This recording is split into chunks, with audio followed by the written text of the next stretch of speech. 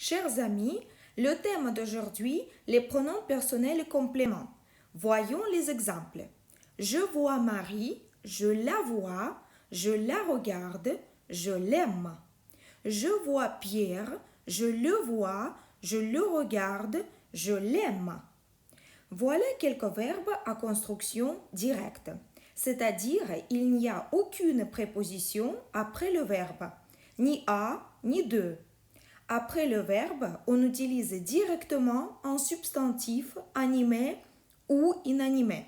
Par exemple, voir quelqu'un, quelque chose, regarder quelqu'un, quelque chose, aimer quelqu'un, quelque chose, écouter quelqu'un, quelque chose, connaître quelqu'un, quelque chose, etc.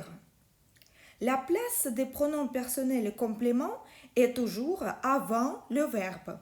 Par exemple, il me regarde, il te regarde, il le regarde, il regarde Pierre, il la regarde, il regarde Marie, etc. Quand il y a deux verbes dans la même phrase, on place les pronoms entre les deux verbes. Par exemple, je vais le voir, tu peux la rencontrer, vous devez les connaître. Passons aux pronoms personnels indirects. Voyons les exemples. Je parle à Marie, je lui parle. Je lui dis bonjour, elle me répond. Je téléphone à Pierre, je lui téléphone, je lui écris, il me répond. Dans chaque phrase de notre exemple, le complément qui se construit avec la préposition à après le verbe est remplacé par un pronom personnel indirect. Voilà quelques verbes à construction indirecte. Écrire à quelqu'un, répondre à quelqu'un, parler à quelqu'un, dire à quelqu'un, demander à quelqu'un, proposer à quelqu'un, expliquer à quelqu'un, téléphoner à quelqu'un, etc. La place des pronoms compléments indirects est toujours avant le verbe. Par exemple, il me parle, il te parle, il lui parle, il parle à Pierre, il lui parle, il parle à Marie. Il nous parle, il vous parle, il leur parle, etc. Quand il y a deux verbes dans la même phrase, la place du pronom est entre les deux verbes. Par exemple, je voudrais lui parler, je vais leur expliquer. Au passé composé, on met le verbe devant toute la forme du passé composé. Par exemple, je leur ai déjà dit.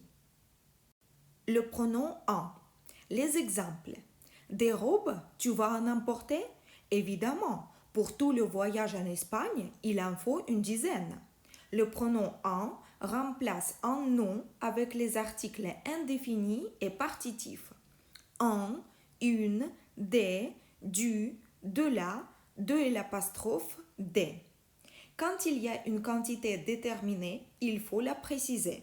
Par exemple, il y a du fromage? Oui, il y en a dans le frigo. Oui, il y en a 2 morceaux. Non, il n'y en a pas. Vous voulez de la salade?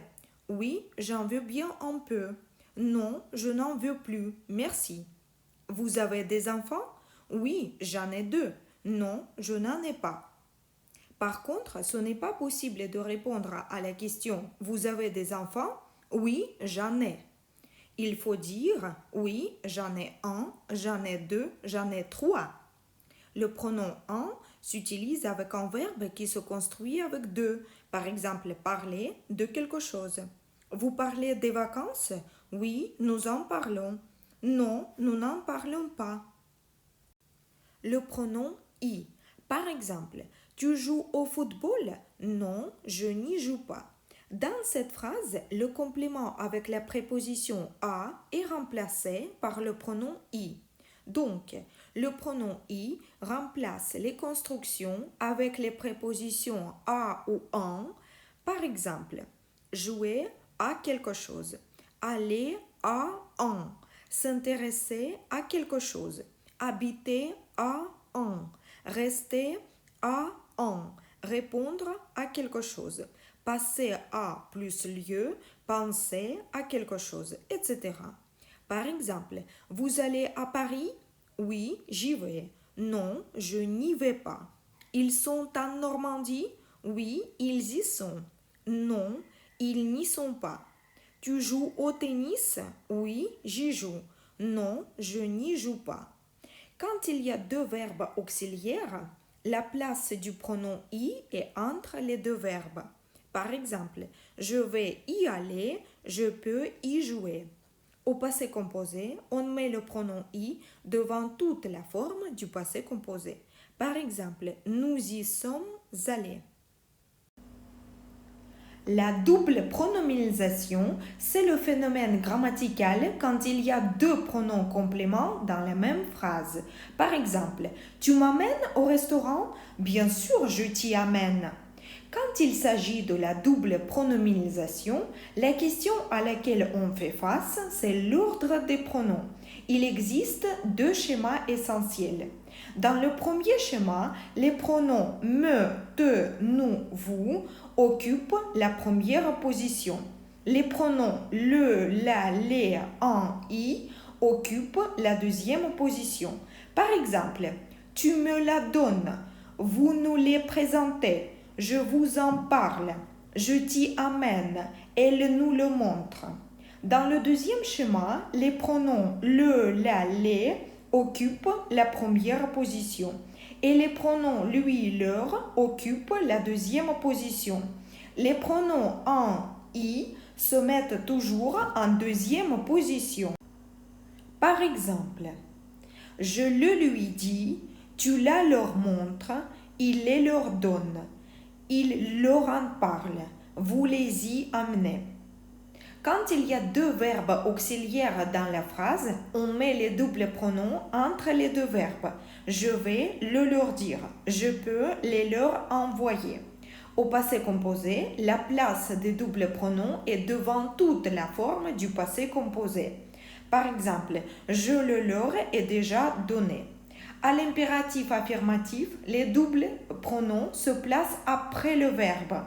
À l'impératif négatif, au contraire, les doubles pronoms se mettent à leur place habituelle, c'est-à-dire devant le verbe.